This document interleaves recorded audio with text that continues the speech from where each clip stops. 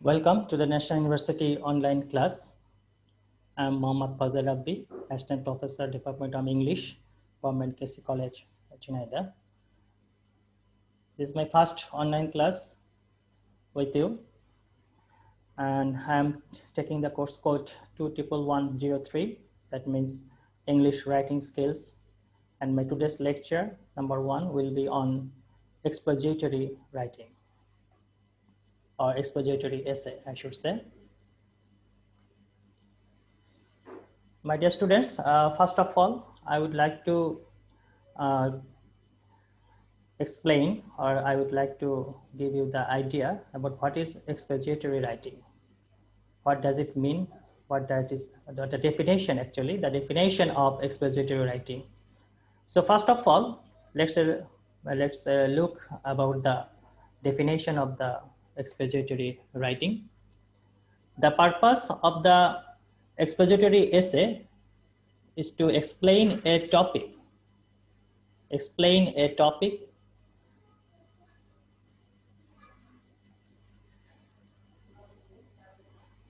in a logical and straightforward manner. Just take a good look at the word logical and straightforward manner. It's very important. That means when you want to write an expository essay, you have to first to explain the topic. The clear explanation of the topic is needed for writing an expository writing. But this explanation should be done in a very logical and straightforward manner. That means you have to give sufficient logical reasons for supporting your essay or your writing or your topic, I should say. And again, straightforward manner. Straightforward means if it is white, you should write it white. If it is black, you should write in black. There should be no crosswords, no double meaning words, no unnecessary complexities. There should be no unnecessary complexities. So you should be very careful. You should be very careful about your writings, about your thoughts, about your skills. So whatever you want to write, you should put strong logic in your writings and should be presented in a simple, straightforward manner. Again, these essays present a fair and balanced analysis of a subject based on facts. Just take a good look on the word facts. It's very important. Expository writing actually is based on facts. There should be no imaginary writings. There should be no imaginary thoughts. There is no scope, actually, your personal feelings. That's why in the very next lines, there is a line with no references to the writer's opinions and emotions. Okay, as it is based on facts, so there is no scope, no field of your opinions and impressions. It should purely be based on references, logics, data, whatever you have in your stocks. References, this should be collected and should be put in your essay. You can write it in a various methods. There is you can use chart. You can use another methods, various methods like points, many things. But whatever you should write with a proper reference, proper logics, proper data, proper sources, I should say. So that's why it has written in this way that there is no scope of your opinions and emotions in this expository writing. Now I will go to the next slide. The structure, expository essay structure. What should be the structure of the expository essay? So it has written in this way. Usually your essay is composed of 5 paragraphs. You can use 5 paragraphs for your expository writings. And in these 5 paragraphs, it is written in this way that the introductory paragraph contains the idea.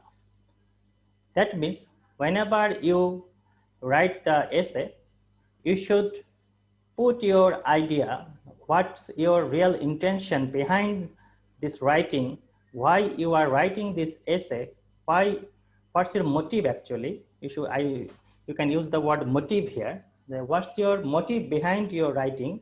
It should be clearly replicated, it should be clearly written, it should be clearly done in your introductory paragraph. The next three paragraphs provide details in support of the topic. Okay, when you have finished your introductory paragraph, then there is a question of your body of the essay. And this body of the essay contains three paragraphs. And it is written that they provide details in support of the topic. That means whatever the data, whatever the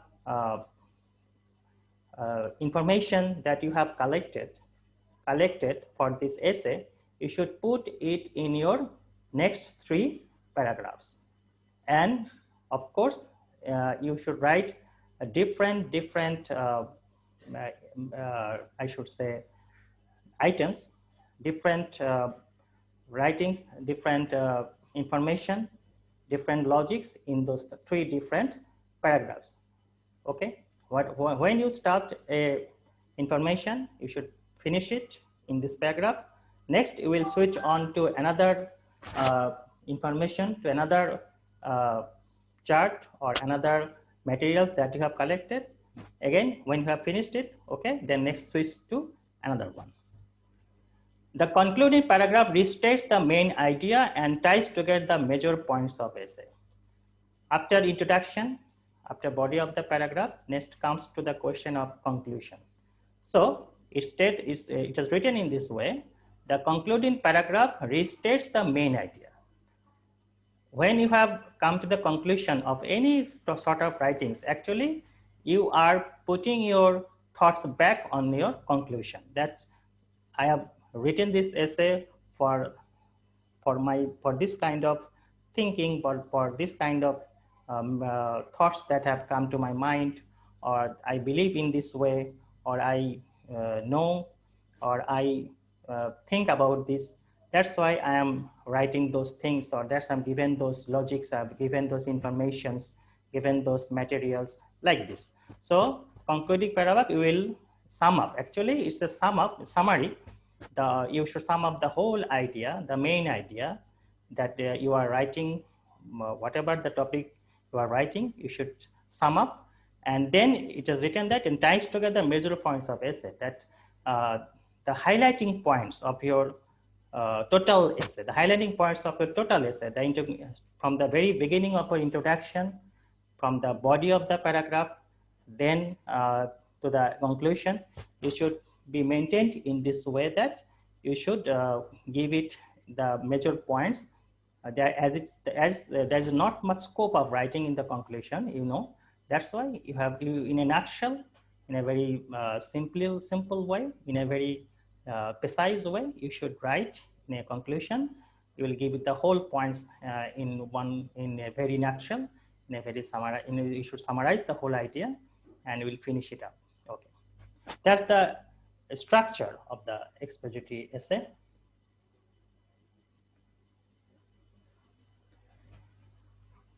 Now, many of the students ask me, how, sir, I will write the introduction, how I will start the writing. It's a very important. There is a proverb in English that a good start is half done for any work. If you would start any type of writings in a very grand manner, in a very solid manner, then it's very obvious that your next of your writings would be definitely help you to progress this type of writing. That's why introduction actually gives the way of your next writings. Okay, the introduction needs to be short and effective. But the first point is that whatever introduction you will write, it should be short and should be effective. It will be short and it will be very effective. So why it is short and why it should be effective? Because as you all know that again, introduction, there is not much things to write or to explain in the introductory section. So it should be short, but you will be right, or you will give some information, or give some quotations, or give some keywords, I should say, keywords or key ideas in a very, very effective manner that arouses the reader's attention to read out the next three paragraphs, or next the body of the paragraphs. Start with a focus statement that will grab your reader's attention. That's I am telling just before that you should start in such a manner that it will grab, or it will catch your reader's attention. It's the main point. Is actually it's the main point that you have to catch your reader's attention. That's the main thing you have to do. So again, your focus statement is very important. That what intention, or why are you writing this essay? What's your real intention behind this? Why you are supporting this, or you are not supporting this? Why you are explaining this? Okay, many things will come, but you should very much focus on your focus statement, and that will make your readers' attention clear, and it will help you also and make them want to read on. And this attention will make all your readers to read on the next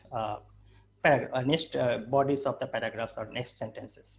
Otherwise, if you give a weak introduction, easily the readers will lose their interest. They will not feel good. They will feel bored. So it's not should be written in this way. That's not the case. You should read in a very interesting manner, in a very exciting manner. That will definitely help you. That will help the readers actually to read on. Then give an overview of your subject matter and set out the direction that the rest of your essay is going to take. As it is an introductory level, is a basement of your writing. As a big structure is based on the basement, so this introduction is actually works as basement of your writings. So this basement, you should overview of your subject. You should give your opinion, give your idea about the subject matter. That will make it clear that how you know about your subject matter, what's your depth of knowledge about this subject matter. Do you know this subject matter well or not? It will give the clear indication if you give an overview of your subject matter. And again, this overview will set out the direction of the rest of your essay, how you will progress your essay, how you will give your writings, in which direction you will carry your writings. It will also give you the vital direction.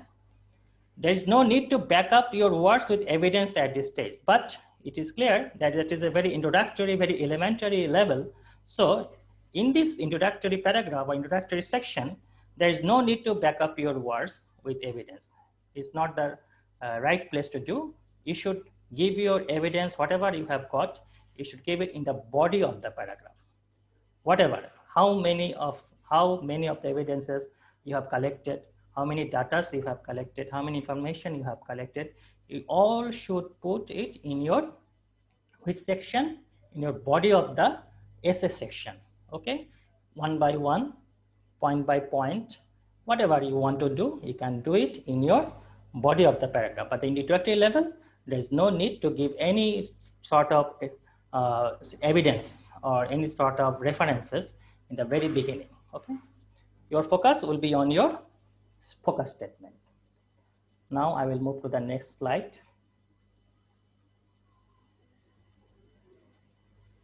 Actually, the statement is that how to write an introduction for an expository essay.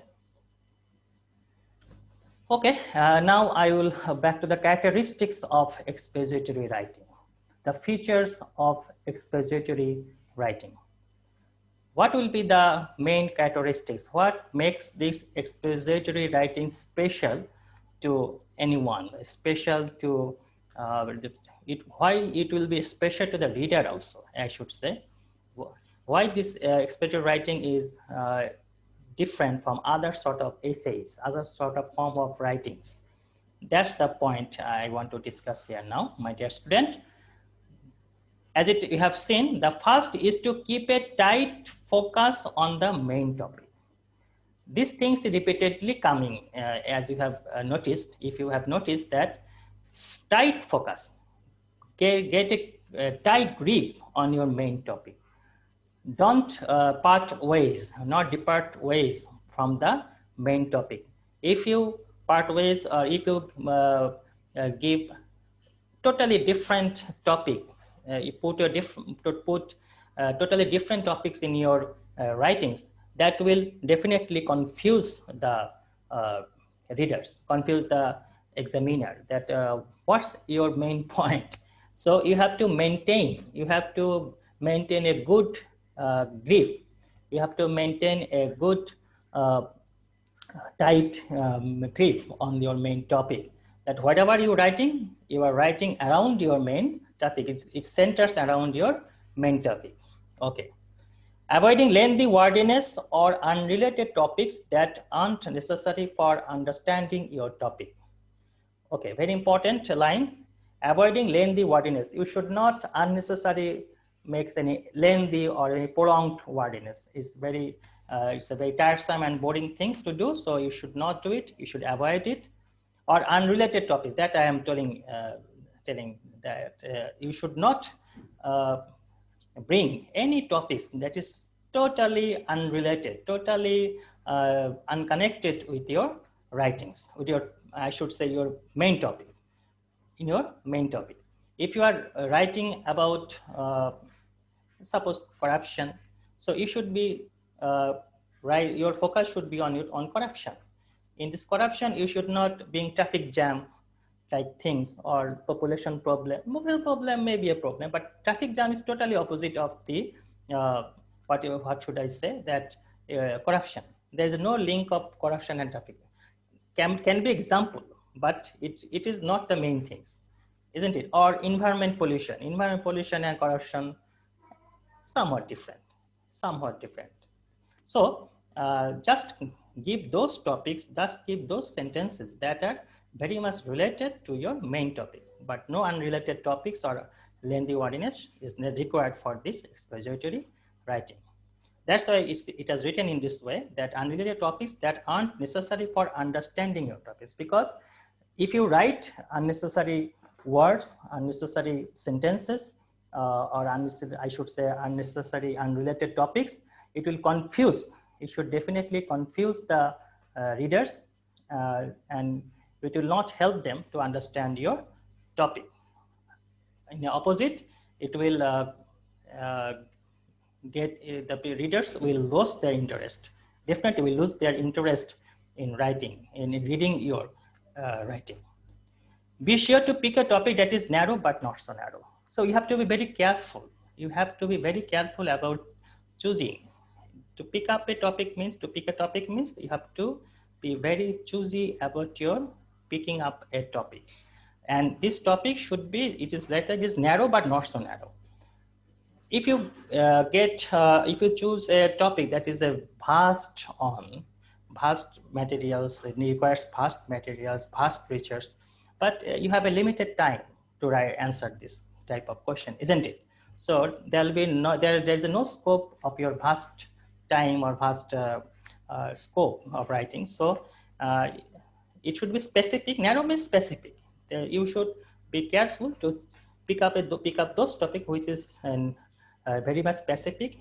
You can write some specific information, logics, things, but yeah, and it's also written that but not so narrow. But it should be not as short that is make it so concise, or that make it very small in size, but in a very moderate length, you can write your expository writing. Be sure to support your topic providing plenty of facts, details, examples, and explanation, and must do so in an organized and logical manner. be sure to support your topic providing plenty of facts. You have to be very careful that you will choose those topics which can provide plenty of facts. If you choose a topic that you have not much that you have not much things to write, you have not much ideas, then definitely you will fall into trouble, because then you will feel that what things I will write, what things I will write next. You will busy with searching your ideas, but it's not a good for your writing. Not only expository writing, for any kind of writing, it's not good that you are searching in the exam hall or like this. So you will provide, you will choose a topic that definitely has plenty of facts, plenty of data, statistics, logics that will definitely help you to give you the sufficient support. Next, details. You have to be very details. You have to be detailed uh, in your writings. You should write in details. Whatever you want to write, you should write in details. That will definitely help your readers to understand the matter well or easily. Then easily, I should say. And in this way, you should also give examples. You can cite examples. Whatever you want to give an examples, you can write. It's up to you. You can easily write that. And explanations. Yes, of course, of course. Whenever you give an information, you have to explain in a proper way that will help understand those topics, those datas, that why why you are using these data or information in your expository writing. You have to explain it clearly. That definitely help the readers to understand the significance of those, I should say, the information, the significance of the information that is that you have used in your expository writing. That's why it is related in your expository writing. And last line, and must do so in an organized and logical manner. It's another very important fact that whatever you are writing, whether it is data or your facts or your details, examples and explanation, whatever you should write, or whatever information or anything you are doing, you should write in an organized manner. There will be no disorganized sentence. There should be no disorganized sentence in your writing. In the manner, in the way you have started in your introductory paragraph, it should be continued up to your conclusion in a same harmonious way. I should say harmonious way, in a good musical tunes, like a good musical tunes. So the tune should be maintained from the very beginning till the end. So that's why it was written that you should do it in an organized and logical manner. And behind every sentences, behind every single words, the readers should find logic, should find why this word is used here. They will feel that yes, the writer is very much correct, or very much logically correct, that that he or she is using this type of logic in his writing. So in this way, this will definitely help you to make your writing much better, much more organized than other, I should say, that other writings. So it will be much helpful for the students, for the readers actually. Now I will, I should say that in a short way, I will give you some idea about some techniques, a few different methods of writing an expository essay, that is compare and contrast. First of all, I want to discuss about compare and contrast. It's a good method. Compare and contrast means you will compare the two between two events, between two it can be on anything, actually two objects, two issues, current issues, two nations, to culture of the two nations, language of the two nations, anything. compare and contrast both in a both way. Suppose you can about the culture of the Bangladesh and the culture of the Western countries, you know, there's a lot of uh, dissimilarities. So in that case, contrast will be highlighted more, and compare with a little bit less. But if I compare with my culture with Indian culture, then I will find lot of comparison, lot of comparison between our culture and Indian culture. Again, many parts of, we all know that in many parts of India, the language, the dress, the culture of the Indian are totally different from us. Then you should put it in your contrast, in a contrast way. So in a way, you can develop your methods of writing of expository essay, that compare and contrast can be done. As suppose that the traffic problem, the road accident, or the corruption, anything if you want to write, you can compare and contrast with other countries, other organizations, other people, different people of the different countries. You can use it. It's a very important. You can do it.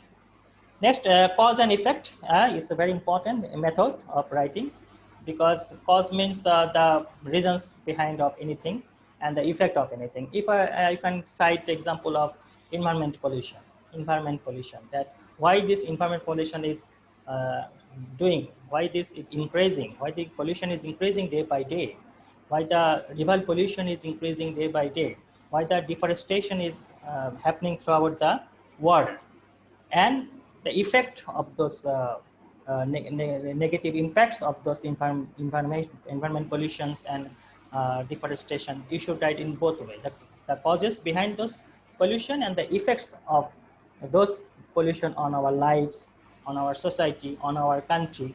You can explain in this way.